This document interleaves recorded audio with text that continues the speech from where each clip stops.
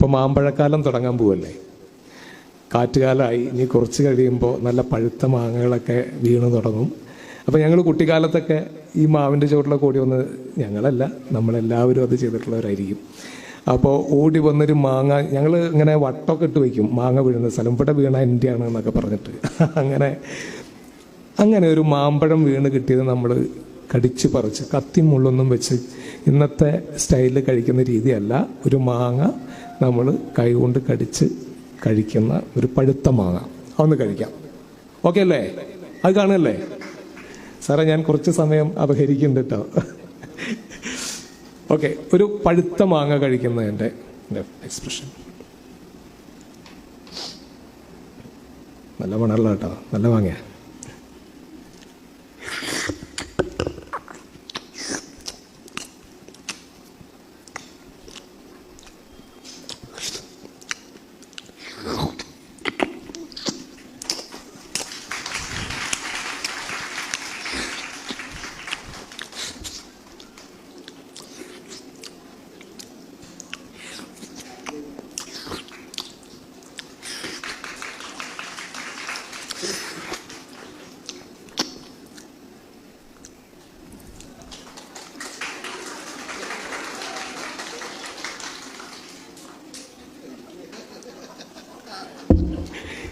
ഇനി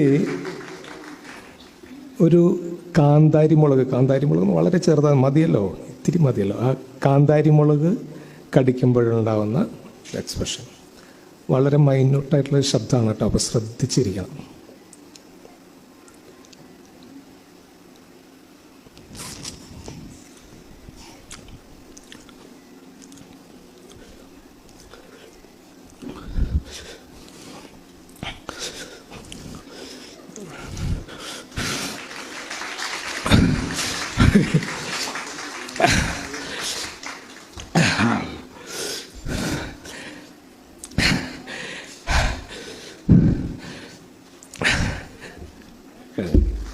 ഇനി നല്ല പച്ചപ്പുളി, ഇങ്ങനെ പഴുത്ത് വരുന്ന തൊണ്ടടർത്തി നമ്മളിങ്ങനെ വീണ് കിട്ടുന്ന പുളി ഈ കാറ്റുകാലത്താണ്.